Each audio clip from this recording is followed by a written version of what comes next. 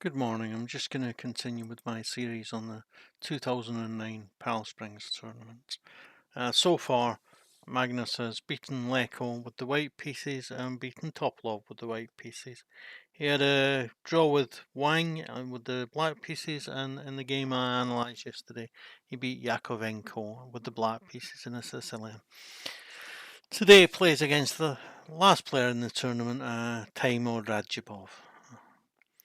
Candidate. Very, very strong player. So, of the players he's playing here, Topalov and Leko have both been World Chess Championship finalists, and Radjubov has been a candidate. Wang and Yakovenko, although not quite as strong, are still grandmasters somewhere in the 2,600 level. So he's playing against very good players. So yesterday he played against the Sicilian as black with the Naidor, and now he plays c4, e4 even, and Radjubov plays c5. He plays the Sicilian. He doesn't show his cards yet, Carlson. He just plays knight f3. It could be anything. It could be a delayed Alapin. It could be the Grand Prix attack. It could be a Smith-Morra Gambit. It could be anything. But this old Sicilian defence invites Carlson's next move, which is the Nesmedinov Rossolimo attack with b5, threatening to give up his bishop for the knight and take good control over the central square. This is the best move against the Nesmedinov Rossolimo attack, so that you get ready to play maybe a6, chase the bishop away, and if the bishop's not careful, he can get walled in behind a phalanx of pawns on light squares. So he castles, and the knight comes out.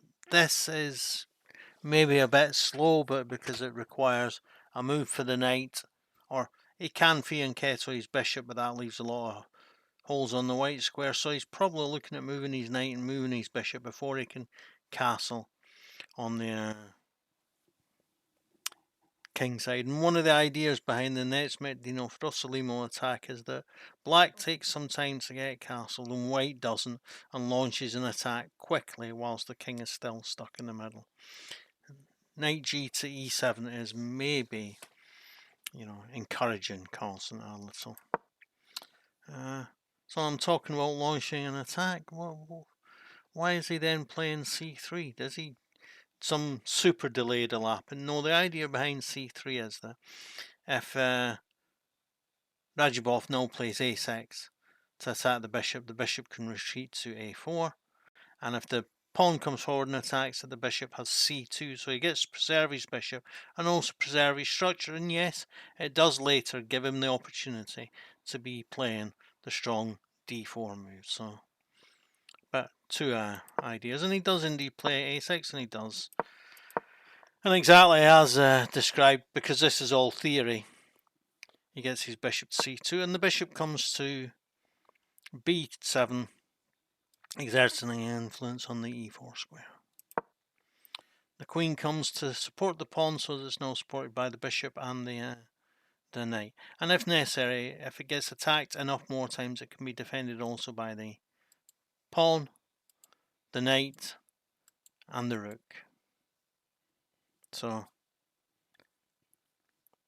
a little bit of maybe overprotection. So Radjubov realizes that wait a minute, that is a strong pawn there. Maybe I can swap it off. But Carlsen, no, he doesn't want to swap it off. He wants to have the space. Can he defend this pawn? Well, at the minute it's attacked once and defended once. If it gets attacked another time, then maybe he can defend it with the pawn here. Maybe he can defend it also with the rook here. And maybe there is some route to get a knight to this square. Maybe the bishop can come to this square to defend it. So it looks like it is defendable on d5, on e5.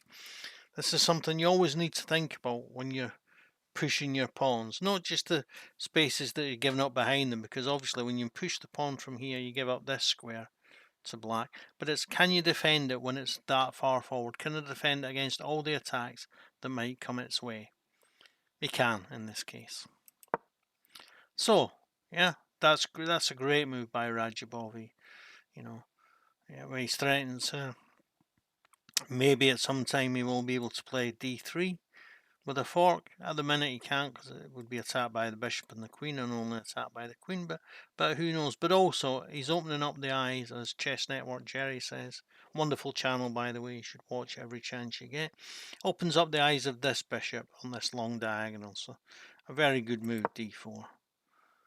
And straight away Carlsen realizes, wait a minute, this, I have to find a way to challenge for this long diagonal. So he puts his bishop there, and the queen comes here to be finished with development and to offer some protection for the bishop on b7, so that the knight on c6 is threatening to move here and win the pawn on d4. So the pawn comes to d3 to let the bishop out and to strengthen the position of the bishop on e4. The rook comes, yeah. Of course, why wouldn't he take control of the open file? It means that he is now committed to either going uncastled or castling short. And the king is still in the middle and is going to be in the middle for one knight move, one bishop move, and one. So at least two more moves. It's going to be in the middle. Is it two moves for too much? We'll see.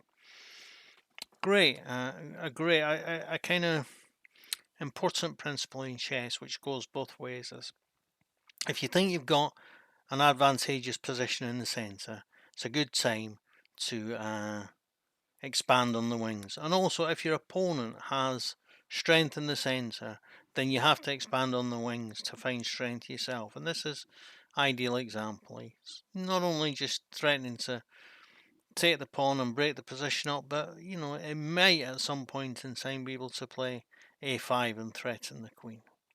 If for instance he plays bishop to d2 next, then he might be threatening at some point in time to play pawn takes pawn followed by a5 to chase the queen away and restrain the queenside pawns with his pawn.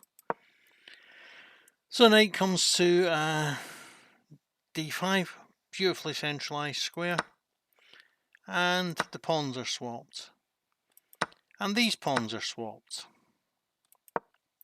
and the knight comes to e2, d2, not just to strengthen the bishop on e4, but also to come to b3 so that he can look at ganging up on the pawn on d4.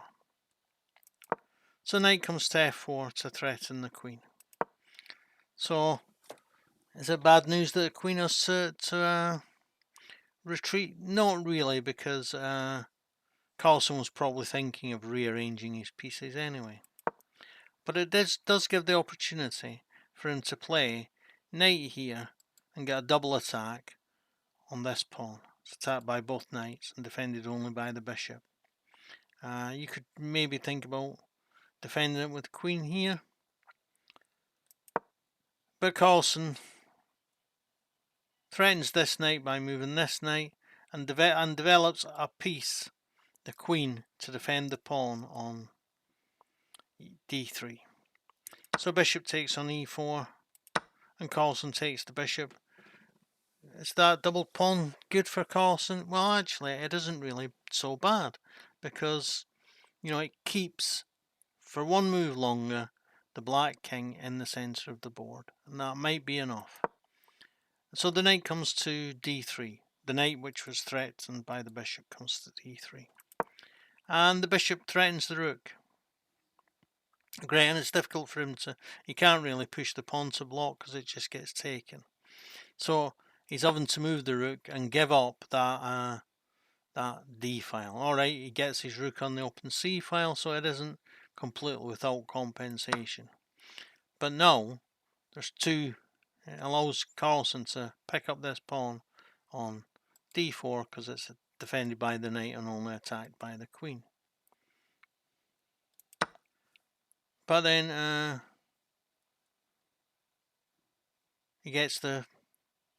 Radjubov gets the pawn on b2. So it was an exchange of prisoners, and at the same time creates a pass pawn for himself. Is this pass pawn dangerous? All pass pawns are dangerous, but it has 1, 2, 3 pieces, one of them being an enemy piece, in the way before it can move to promote. So it isn't that dangerous, a pass pawn. And Carlsen moves his queen, threatens the bishop at the same time, and strengthens the pawn on e4. The knight comes to c4, and now a smart little tactical sequence.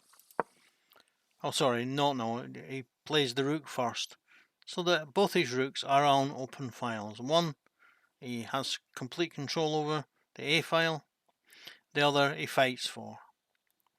And Radjubov is getting ready to castle. But now the clever little tactical sequence, of course he can take the pawn, and if the queen takes back, then Carlsen can take with his queen. Not yet, because bishop here would be check and expose the queen to an attack. But he castles anyway, because he thinks it's too risky to take the pawn. I think there must be some other... Oh yeah, of course, he just...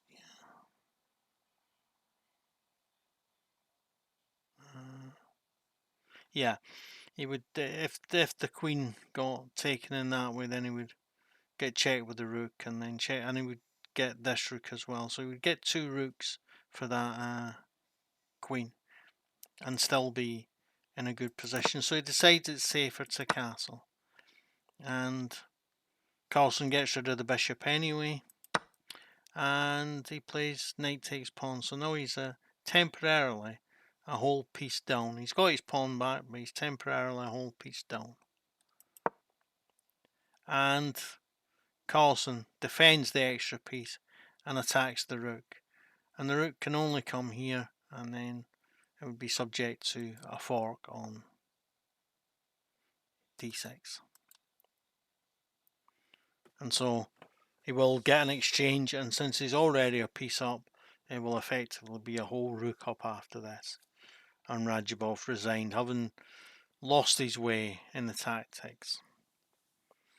Yeah, so a great win for Carlsen, who has now beaten every player in the tournament, except Wang, who he only played with Wang Yue, who only played with black pieces so far. The game where he plays with the white pieces, well, maybe coming, who knows. I don't want to spoil things. But anyway, don't forget to like, subscribe, comment and share my videos. Thanks. Bye.